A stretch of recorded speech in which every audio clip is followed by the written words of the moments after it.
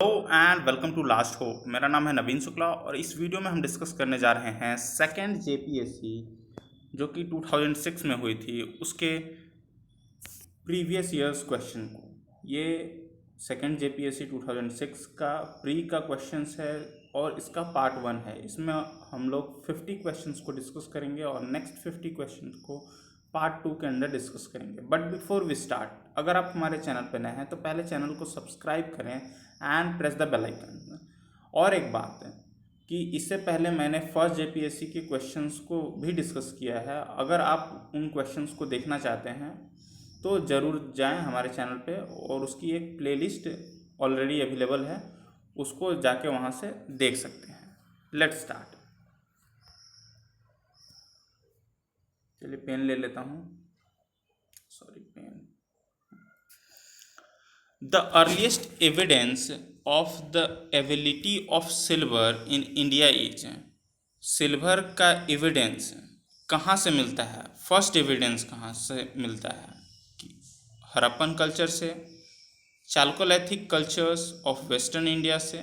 Western India means वो गुजरात वाला portion, means Gujarat Rajasthan वाला जितना भी पोर्शन है, मीन्स लोथल साइड में। वैदिक कोड्स या the in silver battered coins. तो इसका सही जवाब है the Harappan cultures. The Harappan culture से आपको सिल्वर कॉइन के एविडेंसेस मिलते हैं। Next, which of the followings most fundamental difference between Mahayana and Hinayana sect of Buddhism. आपको बताना चाहूँगा कि बुद्धिज्म जो है वो दो पार्ट में डिस्ट्रीब्यूटेड हुआ था। मीन्स पहले तो बुद्धिज्म था, फिर वो बाद में क्या हुआ ना कि दो पार्ट में ब्रेक कर गया। ठीक है, एक हीनायान और दूसरा महायान। पहले वाले जो थे वो हीनायान ही रह गए और कुछ एक नया जो इनके अंदर जो क्लास हुआ, नया जो लोगों के अंदर माइंडसेट जो डेवलप हुआ, जो नया ग्रुप बना, वो क्या था? महायान था। जो हीनायान थे वो बिलीव करते थे जो ट्रेडिशनल वे था ना वर्शिप का, उसी में। ठीक है, मीन्स अटेनिंग निर्वाण फ्रॉम सेल्फ, अपने से खुद से निर्वाण की प्राप्ति में बिलीफ रखते थे। जबकि जो महायान सेक्ट ऑफ बुद्धिज्म था वो बिलीफ रखता था in the worship of God, भगवान की पूजा करता था और उसी में। तो बेसिक डिफरेंस क्या हो गया? एक तो खुद से अपने निर्वाण की प्राप्ति होती थी और एक दूसरे में क्या है कि वर्शिप ऑफ गॉड से। तो बेसिक डिफरेंस, जो फंडामेंटल डिफरेंस क्या है? वर्शिप ऑफ गॉड है। ठीक, next, caves and rock laden temples in Ellora. Ellora में जो टेम्पल हैं, ठीक है, जो केव्स हैं, वो किससे मीन्स उनका रिलेशन है?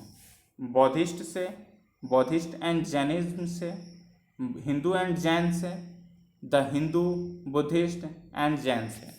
तो बताना चाहूँगा कि जो एलोरा केव्स हैं ये पहले तो यूनेस्को की वर्ल्ड हेरिटेज साइट में आती है। ये औरंगाबाद, जो महाराष्ट्र में औरंगाबाद है, बिहार वाली औरंगाबाद नहीं, महाराष्ट्र की औरंगाबाद ज़िले में पड़ती है। ठीक, और यहाँ जो टेम्पल है, ठीक है, उसमें 12 बुद्धिस्ट टेम्पल है। कितना?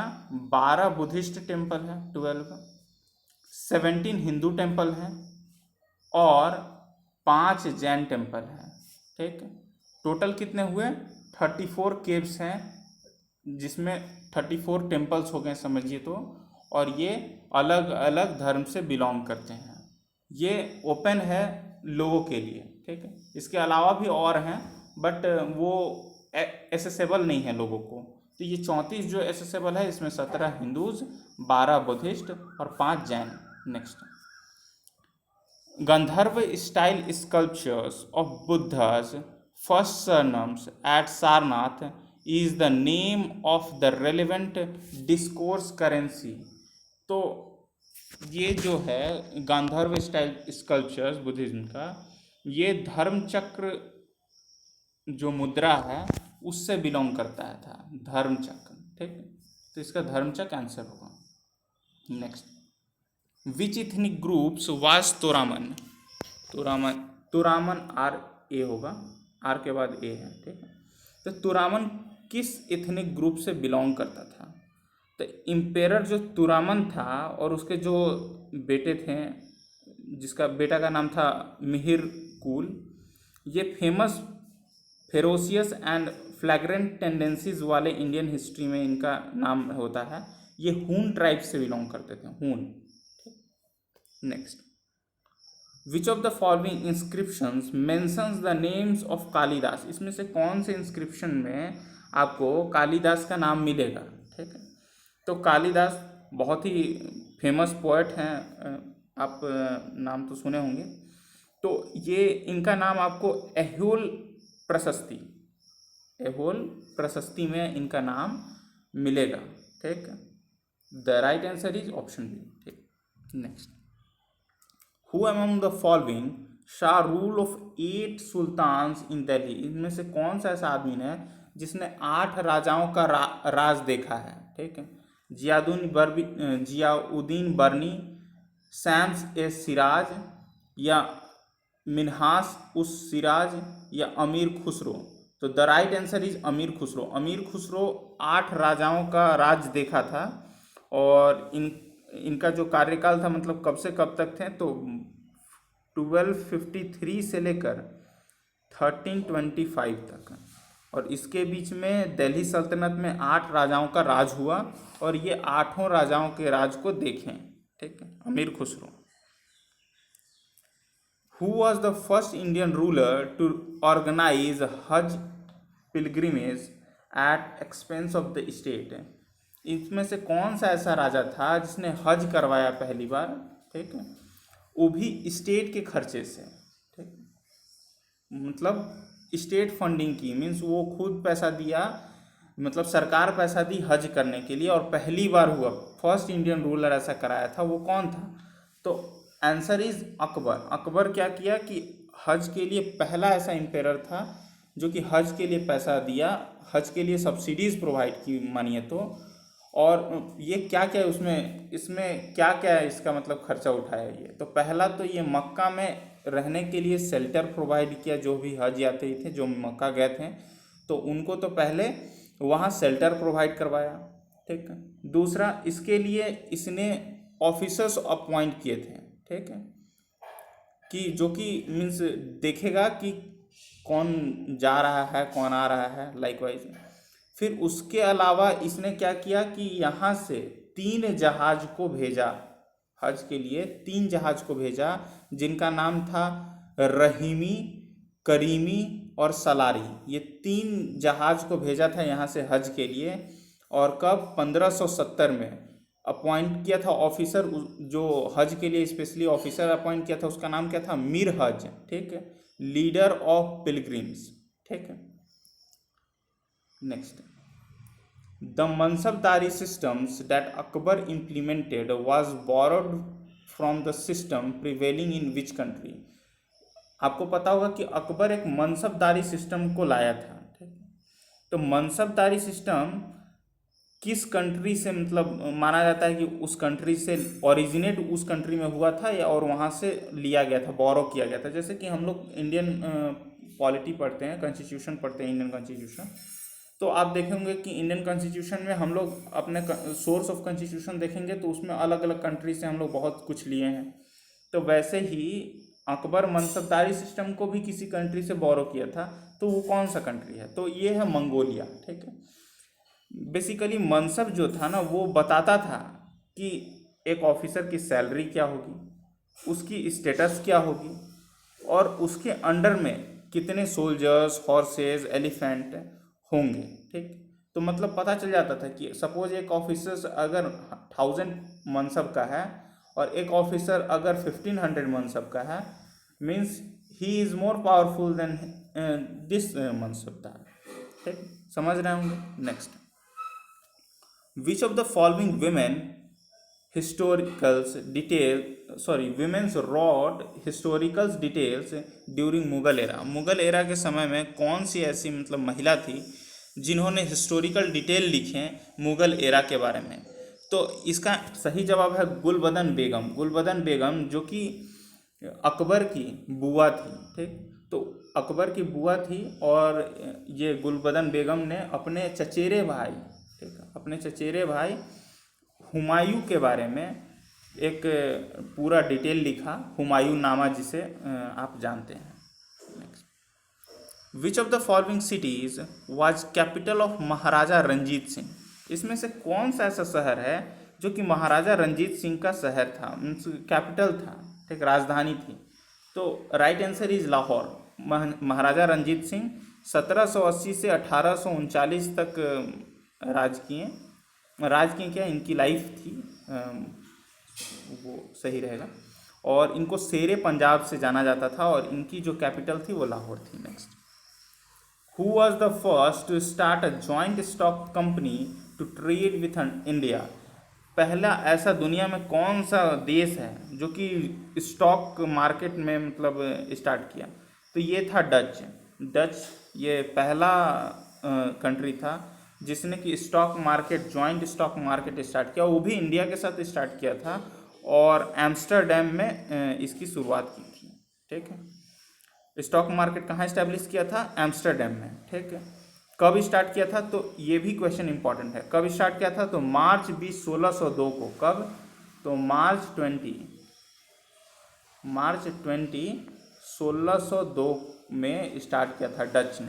ठीक, next, what was the distinguishing features of the Bengal regulation act of 1793?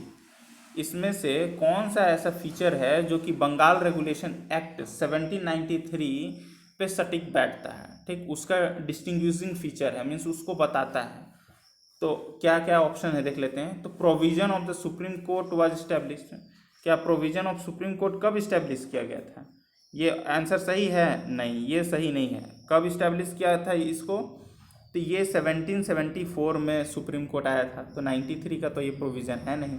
Next है, education method was limited only to English. ये भी गलत है, ये 1833 में हुआ था ये। ठीक है, इस समय क्या हुआ था कि पहली बार 1 लाख रुपए का प्रावधान किया गया था, 1 लाख रुपया दिया गया था ब्रिटिशर्स द्वारा कि आपको इंग्लिश एजुकेशन के वेलफेयर के लिए, उसके बढ़ावे के लिए आपको खर्च करनी है। नेक्स्ट है, the acceptance methods of Hindu and Muslim educations were also included in it. ये भी नहीं है। ठीक है, it proved for the appointment of law commission in India. ये भी गलत है। लॉ कमीशन कब आया था? तो 1833 में। ठीक, तो ये भी गलत ऑप्शन है। ठीक, तो इसमें से कोई भी ऑप्शन सही नहीं है जो कि बंगाल रेगुलेशन एक्ट 1793 को सही बतलाता हो। The first Indian ruler to accept subsidiary alliance या सब्सिडरी ट्रीटी को साइन करने वाला पहला राजा कौन था? तो ये निज़ाम ऑफ हैदराबाद था। इन्होंने पहली बार सब्सिडरी ट्रीटी को साइन किया था। Who among the following supported Mahatma Gandhi in Champaran Satyagraha या चंपारण स्ट्रगल्स? तो चंपारण आपको बताऊंगा कि बिहार में है। ठीक है, तो 1917 में गांधी जी जब पहले तो 1950 में जब गांधी जी साउथ अफ्रीका से लौटे तो ये all over India tour and travel किए। उसके बाद क्या हुआ कि 1917 में उनको पता चला कि बिहार में क्या हो रहा है कि जो किसान हैं वो प्रोटेस्ट कर रहे हैं अगेंस्ट द ब्रिटिशर्स। वहाँ क्या था कि 3 कठिया सिस्टम्स बहुत ही मीन्स सोसाइटी में डोमिनेंसी हो गई थी। क्या था कि 20 कट्ठा में से 3 कट्ठा आपको ज़मीन में क्या करना है कि आपको इंडिगो की खेती करनी है। तो उसके लिए प्रोटेस्ट कर रहे थे किसान, क्योंकि इंडिगो की खेती में क्या होता था कि खेत बर्बाद हो जाता था और उसमें बहुत मेहनत भी था और फिर उनको ख़रीदने वाला भी ऑलमोस्ट कोई नहीं था। तो उसके लिए वो प्रोटेस्ट कर रहे थे कि नहीं, हम नहीं करेंगे इंडिगो की खेती। तो इसमें से कौन सा व्यक्ति उनको सपोर्ट किया? ठीक है, वल्लभ भाई Patel and Vinoba Bhave, Jawaharlal Nehru and Rajendra Prasad and Anugrah Narayan, या D option Mahadev Desai and Maniben Patel? तो मणिभाई पटेल था, सॉरी मणिबेन पटेल लिखा गया। तो राइट आंसर है राजेंद्र प्रसाद एंड अनुग्रह नारायण। ठीक, ये राइट आंसर है। ठीक, इन्होंने सपोर्ट किया था बिहार में इनका। Which of the following form of erosions is the reasons the constructions of the खोखादोज ऑफ चंबल वैली? आपको चंबल वैली ये कहाँ मिलेगा आपको? तो एमपी में मिलेगा। ठीक है, बीहड़ जिसको कहते हैं, तो ये चंबल नदी की वजह से चंबल वैली बना हुआ है। और जो चंबल है वो एक ट्रिब्यूटरी है यमुना नदी की, ठीक है। तो ये गली एक इरोजन का टाइप है, गली इरोजन। तो ये ही मोस्ट मीन्स प्रोमिनेंट रीज़न है ये इरोजन का, Chambal valley. In the ancient Indian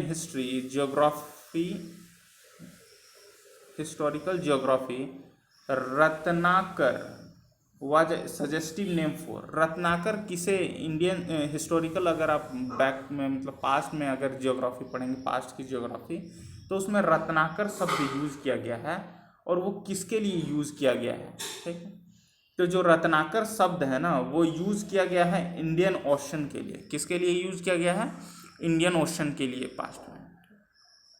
the average elevations above sea levels of the Tibetan plateau is. तो आपको बताना चाहूँगा कि जो तिबेटियन प्लेट्यू है, जो कि दुनिया की हाईएस्ट प्लेट्यू है, ठीक है।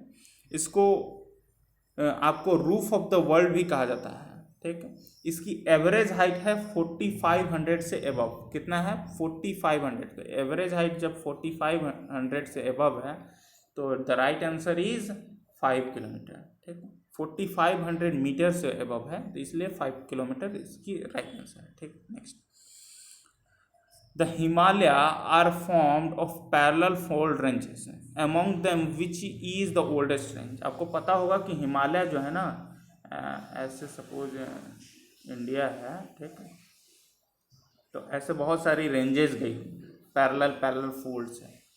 तो इसमें से जो कौन सी सबसे ओल्डेस्ट है, कौन सी सबसे ओल्डेस्ट है? तो ओल्डेस्ट इसमें से है आपको सी, द वाइड हिमाचल रेंज। जो हिमाचल रेंज है ये सबसे क्या है, जिसको आउटर हिमालय भी कहते हैं, ये क्या है? सबसे ओल्डेस्ट है। क्या है? सबसे ओल्डेस्ट है।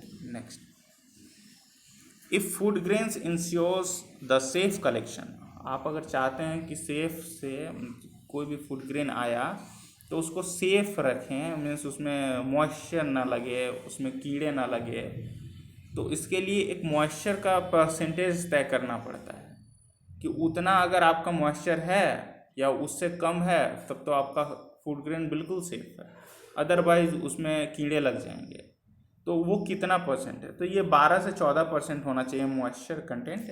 मीन्स इसको क्या कहता है कि जितने भी फूड ग्रेन्स हैं उनको पहले धूप दिखाया जाता है और अच्छे से सूख जाने के बाद ही उनको स्टोर किया जाता है, ठीक। तो मॉइस्चर कंटेंट 12 to 14% रहना चाहिए। Next, the most yielding milk got breed in India is. इसमें से कौन सा ऐसा ब्रीड है गॉट का, बकरी का, जो कि सबसे ज़्यादा दूध देती है?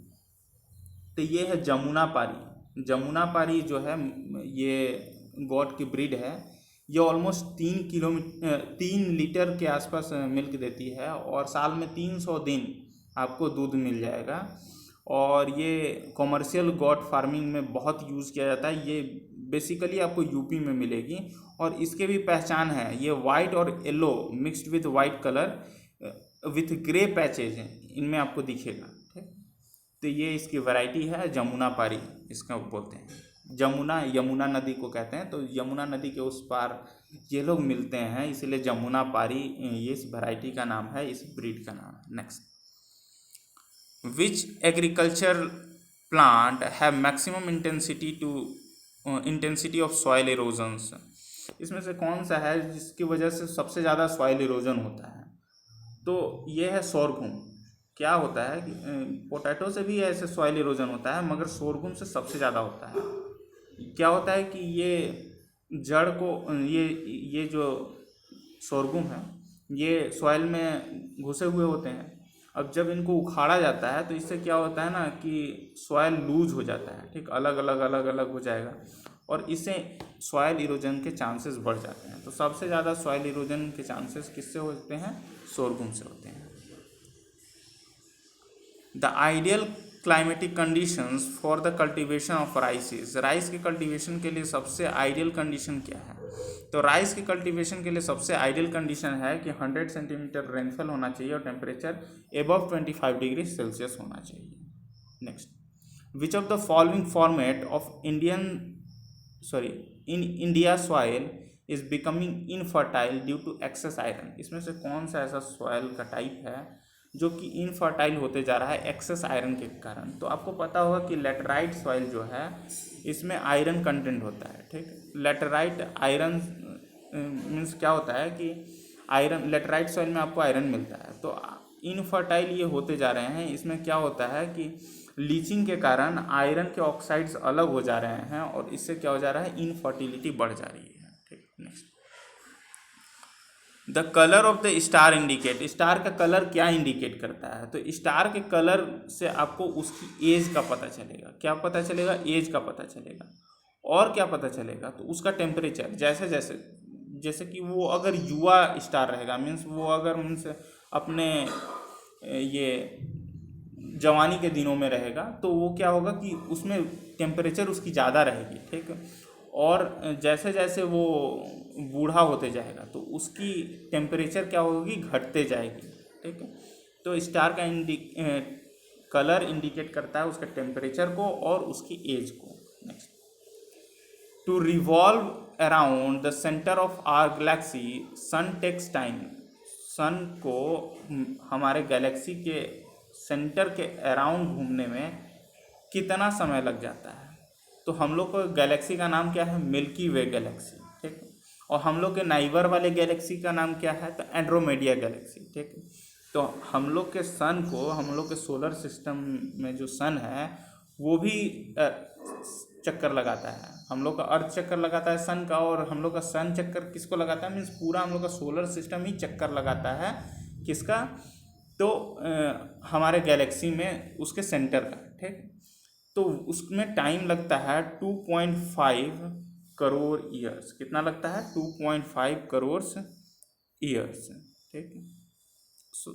नहीं सॉरी 2.5 नहीं, 25 करोड़ ईयर्स लगता है, ये गलत आंसर, ठीक। Next, a planet's day value and its axis tilt are approximately equivalent to Earth day value and tilt। एक ऐसा प्लैनेट जिसका डे वैल्यू और एक्सिस ऑफ टिल्ट इक्विवेलेंट हो अर्थ का। तो आपको पता होगा कि सिमिलर अर्थ के साइज में, अर्थ के टिल्ट में और अर्थ के डे वैल्यू में, तीनों चीज़ में ऑलमोस्ट सिमिलर आपको मिलेगा, तो वो है मार्स। तो ये मार्स की बात की जाएगी। विली विली क्या है? तो विली विली एक साइक्लोन का टाइप है जो कि ऑस्ट्रेलियन रीजन में मिलता है, ठीक है। The tropical cyclones in the north west Australia, इसको विली विली कहा जाता है। साइक्लोन को अलग अलग जगह पे अलग अलग नाम से जाना जाता है। जैसे कि आप अगर चाइना वाले रीजन में आइएगा तो वहाँ आपको अलग नाम से जाना जाएगा। अगर आप वहीं चल जाइएगा ये अमेरिकन कॉन्टिनेंट के पास, तो वहाँ इसको अलग नाम से जाना जाता है। जैसे कि अमेरिकन कॉन्टिनेंट में इसको हरिकेन कहा जाता है और चाइना वाले रीजन में इसको टाइफून कहा जाता है, ठीक। Next, an aircraft flies from 30 degree north latitudes 50 degree east longitude and lands on the opposite end of the earth. एक एयरक्राफ्ट यहाँ से उड़ता है 30 डिग्री नॉर्थ लैटिट्यूड से और 50 डिग्री ईस्ट लॉन्गिट्यूड से, और अपोजिट साइड में जाके लैंड करता है, तो वो कहाँ लैंड करेगा?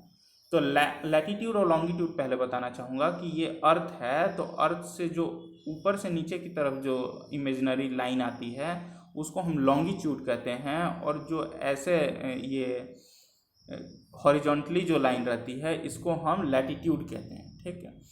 तो 30 डिग्री नॉर्थ लैटिट्यूड और 50 डिग्री ईस्ट लॉन्गिट्यूड से अगर कोई एयरक्राफ्ट उड़ेगा और अपोजिट साइड में लैंड करेगा, तो अपोजिट इसका होता है 30 डिग्री साउथ और 50 डिग्री वेस्ट लॉन्गिट्यूड, ठीक। समझ रहे हैं? तो ऑप्शन नंबर हो जाएगा इसका डी, सॉरी डी बोल रहा हूँ, बी। ऑप्शन नंबर हो जाएगा बी, ठीक। Next, to get the maximum diversity of plant and animal species. Plant और एनिमल स्पीसीज में मैक्सिमम डाइवर्सिटी अगर आपको चाहिए तो क्या होना चाहिए? तो सॉरी, कहाँ आपको मिलेगा इसमें से? तो आपको सबसे ज़्यादा मिलेगा maximum diversity temperate deciduous forest में। ठीक, next, acceleration due to destructive earthquake gravity. तो आपको बताना चाहूँगा कि एक्सेलरेशन ड्यू टू ग्रेविटी तो पहले 9.8 है। ठीक, 9.8 मीटर पर सेकेंड स्क्वायर है। When a body is falling freely, अगर कोई बॉडी फ्री फॉल हो रहा है, it will have some velocity, कुछ इसका तो वेलोसिटी होगा, एंड देयर फोर ये क्या होगा कि अटेंड करेगा क्या, सम एक्सेलरेशन, उसके वजह से इसका कुछ एक्सेलरेशन होगा, और इसी को एक्सेलरेशन ड्यू टू ग्रेविटी कहते हैं। ठीक, तो डिस्ट्रक्टिव अर्थक्वेक ग्रेविटी कितना होगा, इससे ऊपर होगा, ताकि सपोज एक ग्रेविटी ऊपर से नीचे लग रहा है और एक नीचे से ऊपर लग रहा है, तो इसको कैंसिल करने के लिए ये 9.8 मीटर पर सेकेंड स्क्वायर को कैंसिल कर दे, मीन्स इक्विवेलेंट हो या उससे ज़्यादा हो, तो ग्रेटर देन 9.8 मीटर पर सेकेंड स्क्वायर, ऐसा कोई ऑप्शन है? नहीं है, पर सेकेंड स्क्वायर, सॉरी यहाँ स्क्वायर रहेगा तो हो जाएगा। ठीक, ये तो ऑप्शन नंबर डी हो जाएगा। नेक्स्ट,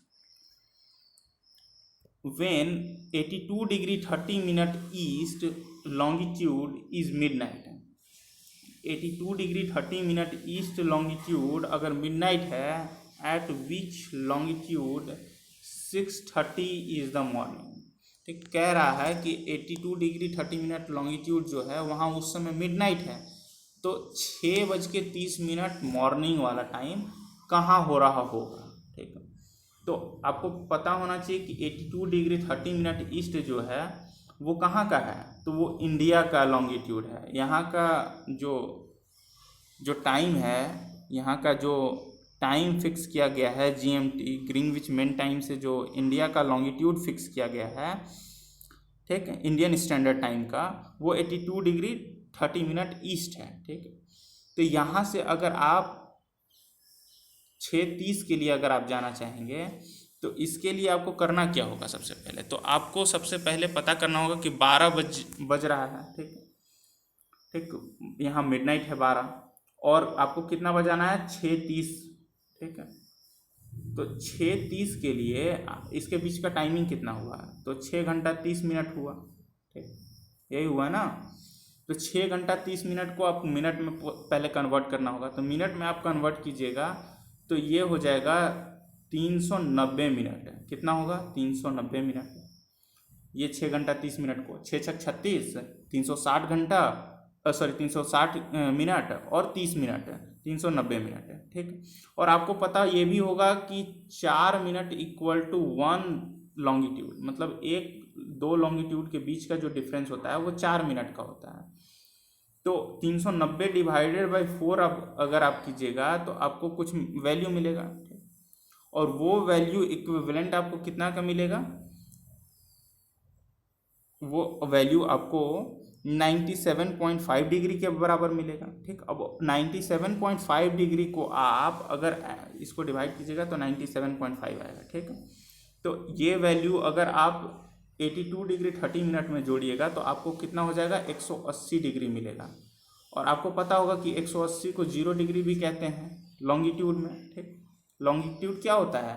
180 के बाद मतलब जैसे 0 से आप स्टार्ट किए 180 पहुँचेंगे तो वहाँ से फिर मतलब फिर 0 उसको काउंट कर लिया जाता है, फिर आपको 0 से स्टार्ट करना पड़ता है। ठीक, तो ये 0 डिग्री आंसर होगा इसका। समझ रहे हैं? नहीं समझे होंगे तो कमेंट कीजिए, मैं इसको फिर से समझा दूंगा आपको। Next, what causes cloud to float?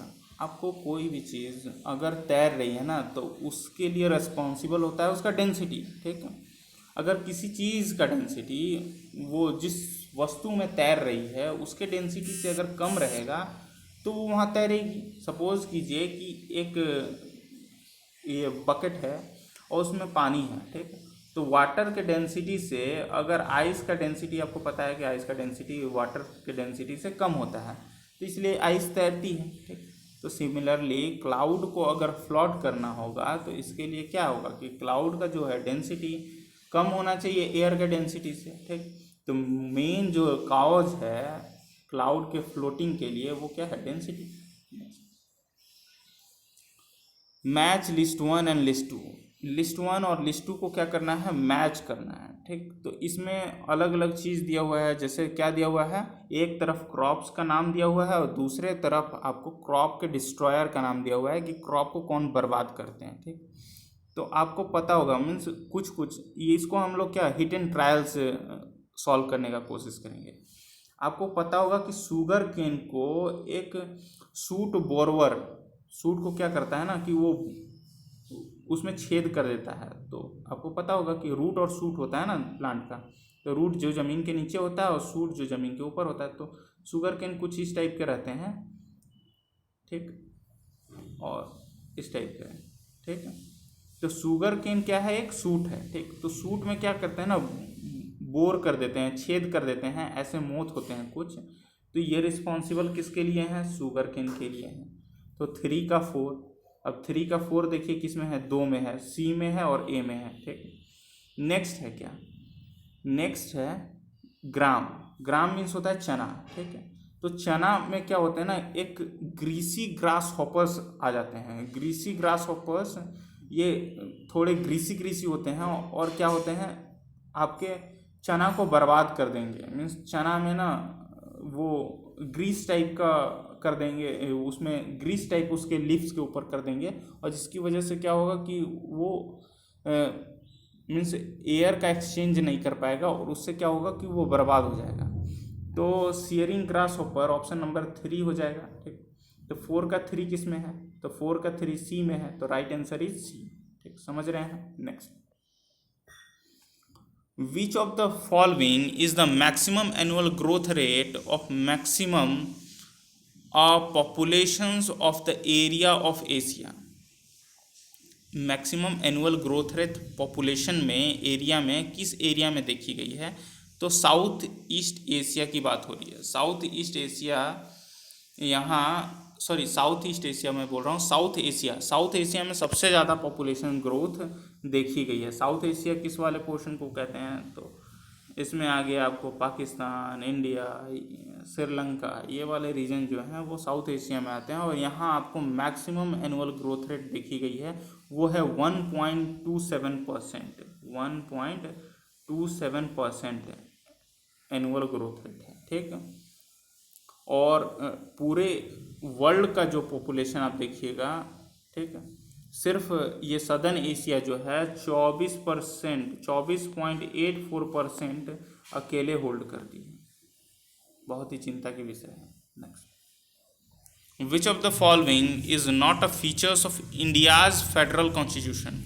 आपको पता होगा कि हमारा जो कॉन्स्टिट्यूशन है वो क्वासी फेडरल है। ठीक, तो कुछ यूनिटरी फीचर भी हमारे कॉन्स्टिट्यूशन में आपको दिखेंगे, कुछ फेडरल फीचर भी दिखेंगे। तो इसमें से कौन सा ऐसा फीचर है जो कि फेडरल फीचर्स को मतलब सही साबित नहीं करता है, मीन्स फेडरल फीचर का वो क्या कहते हैं, फॉर्म नहीं है, मीन्स उसको डिनाई करता है कि वो फेडरल फीचर का नहीं, यूनिटरी फीचर्स है। ठीक, तो ये ऑप्शन होगा C, residual power is vested in the centre. ये यूनिटरी फीचर है, नॉट की फेडरल फीचर। बाकी जितने भी हैं कि रिटन कॉन्स्टिट्यूशन होना चाहिए, जुडिशरी ऑफ इंडिपेंडेंट, जुडिशरी जो है होना चाहिए इंडिपेंडेंट होना चाहिए, फिर पावर डिस्ट्रीब्यूशन होना चाहिए सेंटर और स्टेट के बीच में, ये सभी फेडरल फीचर हैं और ये जो है यूनिटरी फीचर है, ऑप्शन नंबर सी। ठीक, the principle of basic structures of the constitution implies that, हम लोग का जो कॉन्स्टिट्यूशन है उसका बेसिक स्ट्रक्चर्स क्या है, तो उसका बेसिक स्ट्रक्चर यही है कि कॉन्स्टिट्यूशन को आप सिर्फ अमेंड कर सकते हैं आर्टिकल 368 से, ये इसका बेसिक स्ट्रक्चर्स है। Option number C is correct. Freedom of press in India, India में फ्रीडम ऑफ प्रेस जो है वो किस आर्टिकल के अंडर में है, तो article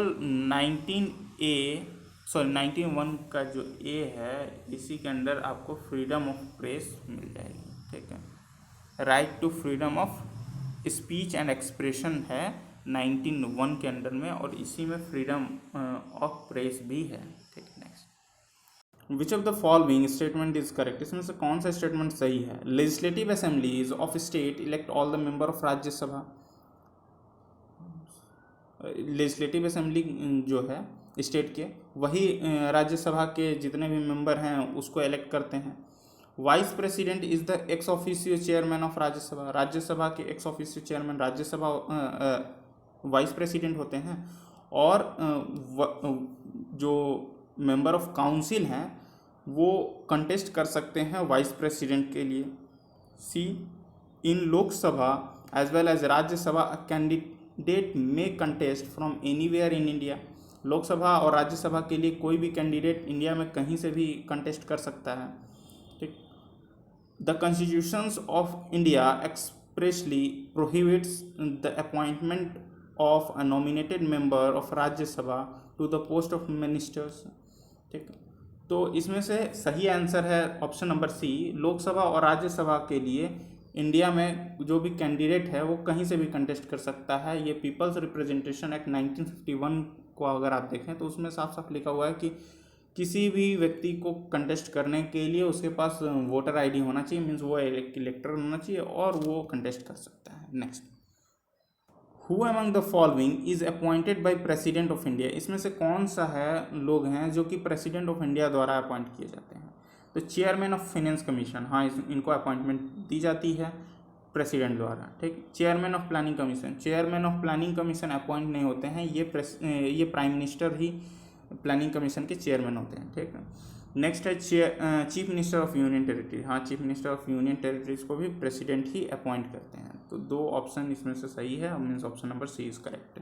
next, central state relations specifically referred are as to municipal relations in contest of, तो किसके कॉन्टेस्ट में, तो ऑप्शन नंबर बी जो लिखना चाहिए था। ठीक है, with reference to the central controls over the state financial matters, ये आंसर सही है। स्टेट के फिनेंशियल मैटर के ऊपर क्या होता है कि इनका रिलेशन बेस्ड होता है। ठीक, next, which of the following statement is correct concerning advisory jurisdictions of the supreme court, advisory jurisdiction के अनुसार इसमें से कौन सा स्टेटमेंट सही है। It is binding on the supreme court to express its opinions in any matter directed by president, हाँ सही है। कोई भी मैटर अगर प्रेसिडेंट द्वारा डायरेक्ट की जाती है तो उसमें सुप्रीम कोर्ट का बाइंडिंग है कि उसको उसके लिए ओपिनियन अपना देना होगा। ठीक, the full bench of Supreme Court hears any matters under advisory jurisdiction, advisory jurisdiction के अंडर में सुप्रीम कोर्ट का फुल बेंच उसकी बात सुनता है, मीन्स पूरे पर सुनवाई होती है। और option number C, the opinion of the supreme court advisory jurisdiction is not binding on the government, ये भी सही है। Only one instructions can be sent to the supreme Court under the power of advisory jurisdiction, ये भी गलत है। तो option number A and C is correct, option number A और सी सही है कि सुप्रीम कोर्ट में बाइंडिंग है कि उसको उस मैटर पे अपना ओपिनियन देना होगा जिस पे प्रेसिडेंट मांगेंगे एडवाइजरी ज्यूरिडिक्शन के अंडर में। और नेक्स्ट क्या है कि सुप्रीम कोर्ट जब एडवाइजरी ज्यूरिडिक्शन के अंडर में कुछ ओपिनियन दी तो ये बाइंडिंग गवर्नमेंट पे नहीं है कि वो उसको ले कि नहीं ले। ठीक, next, the rich are becoming richer and the poor more poor, it is essential to know what need to compare. तो इसमें होगा कि portraying class during different periods of the distributions of income of tax payer, ये option सही है। Next, रूपी convertibility implies, रूपी का कन्वर्टिबिलिटी का मतलब आप क्या समझते हैं। मीन्स कि कन्वर्जन परमिशन होना चाहिए कि कोई भी आप कन्वर्ट कर सके रूपी को किसी भी मेजर करेंसी में और अदर करेंसी को रूपी में कन्वर्ट कर सके, इसे रूपी कन्वर्टिबिलिटी कहते हैं। ठीक, यही है। डीवैल्यूएशन ऑफ करेंसी का मतलब क्या होता है, मीन्स उसका वैल्यू क्या हो गया है, गिर गया है, डी वैल्यू हो गया है करेंसी। ठीक है, तो decrease value of a particular currency in compare to major currencies used in the international market, यही इसका वैल्यू होता है। इंटरनेशनल मार्केट में सपोज कि यूएस डॉलर है, डॉलर के कंपेयर में अगर आप देखें यूएस डॉलर है और यूएस डॉलर के कंपेयर में अगर आप देखें तो अगर इंडियन रुपी की करेंसी क्या हो रही है कि $1 इक्वल टू 75 रुपीज़ था पहले, अब $1 इक्वल टू 80 रुपीज़ हो गया। मीन्स क्या हो गया कि हमारे करेंसी की वैल्यू क्या हो गई, डी वैल्यू हो गई, ठीक है, इंटरनेशनल करेंसी के मुताबिक। तो इसी को कहते हैं devaluation of currency. Next, which of the following tax impose by centres but the collections and appropriations by state. इसमें से कौन सा ऐसा टैक्स है जो कि लगाता तो सेंटर है मगर उसका कलेक्शन सब कौन करता है, स्टेट करता है। तो ये है ऑप्शन नंबर ए, स्टैम्प टैक्स। स्टैम्प टैक्स को लगाता तो सेंटर है मगर इसका जो भी कलेक्शन होता है वो कौन करता है, स्टेट करता है। Next, the main function of international monetary fund, IMF का मेन फंक्शन क्या है। तो आपको पता होना चाहिए कि IMF जो है वर्ल्ड बैंक का क्या है, IMF और वर्ल्ड बैंक साथ में बने थे, इनको ट्विन सिस्टर कहते हैं एक तरह से, ठीक है।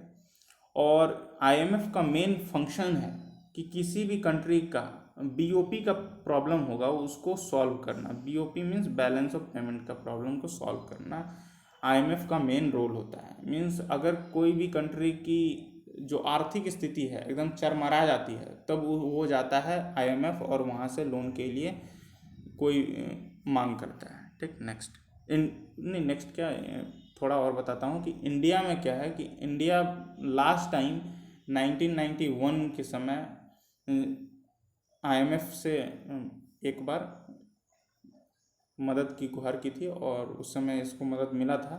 उसके बाद आज तक IMF से इंडिया कोई भी मदद नहीं लिया है। Properly cut diamonds of exceptional brightness basic reason, इसका क्या है। तो इसका है कि अल्ट्रा हाई रिफ्रैक्टिव इंडेक्स क्या होता है कि वो बढ़ जाता है। It is the ultra high refractive index. क्या होता है कि रिफ्रैक्टिव इंडेक्स बढ़ जाता है कोई भी डायमंड का, डायमंड ऐसे आपको मिलेगा बिल्कुल चमकेगा नहीं, फिर उसको जब कुछ सर्टेन एंगल पे काट दिया जाता है तो उसका रिफ्रैक्टिव इंडेक्स तो ऐसे ही हाई रहता है, अल्ट्रा ही होता है। तो उसको काट देने से क्या होता है ना कि लाइट अब जब इसके अंदर जाएगी तो उसी के अंदर घूमते रहेगी और वो बहुत चमकदार हो जाएगा, उसकी ब्राइटनेस क्या हो जाएगी, बढ़ जाएगी, और उसी के लिए उसको कटिंग की जाती है। तो इसके लिए रीज़न है क्या है, अल्ट्रा हाई रिफ्रैक्टिव इंडेक्स, ठीक। The speed of light going through which will be minimum, speed of light किस में मिनिमम होगा। तो आपको पता होना चाहिए कि स्पीड ऑफ लाइट मैक्सिमम कहाँ होती है, ठीक। तो स्पीड ऑफ लाइट सबसे मैक्सिमम होगी आपको वैक्यूम में, ठीक, फिर एयर में, फिर वाटर में, फिर ग्लास में। तो मिनिमम किस में होगी, ग्लास में, ठीक। The colour of an opaque object is due to the colour of that colour due to which it, ठीक। तो ये कह रहा है कि जो ओपेक ऑब्जेक्ट है उसका कलर अगर आपको कुछ दिखता है तो वो क्यों दिखता है। तो ओपेक ऑब्जेक्ट वैसे ऑब्जेक्ट को कहते हैं जिससे लाइट पास ना हो पाए। तो लाइट नहीं पास होगी जो चीज़ से तो उसका कलर दिखेगा। तो कलर क्यों दिखता है, तो सपोज ये लाइट की रे है और ये पर्टिकुलर ऑब्जेक्ट पे पड़ी तो क्या होगा कि यहाँ लाइट पड़ने से फिर ये लाइट बाउंस करेगी, रिफ्लेक्ट जिसको हम कहते हैं, रिफ्लेक्ट करेगी। तो क्या होगा कि कुछ सर्टेन लाइट को वो एब्जॉर्ब करेगी और बाकी लाइट को रिफ्लेक्ट करेगी, और वो जिस लाइट को रिफ्लेक्ट करेगी वो जब हमारी आंखों पे पड़ेगा तो वो जो लाइट रिफ्लेक्ट हुआ है वही लाइट हम लोग को दिखेगा। और ये किसकी वजह से होता है, एब्जॉर्प्शन के कारण होता है। बाकी लाइट एब्जॉर्ब हो जाता है और जो लाइट हम लोग को मिली वो रिफ्लेक्ट होकर मिल रहा है। तो इसका बेसिक रीज़न क्या है कि लाइट रिफ्लेक्ट कर गई है, ठीक है, ठीक। तो रिफ्लेक्ट्स इसका रीजन होगा, ठीक। क्या होगा, रिफ्लेक्ट। तो रिफ्लेक्शन के कारण हम लोग को वो लाइट दिखी होगी। आशा करता हूँ कि इस वीडियो से आपको काफ़ी कुछ जानने को मिला होगा, सीखने को मिला होगा, समझने को मिला होगा। Thanks for listening and as always God bless you all.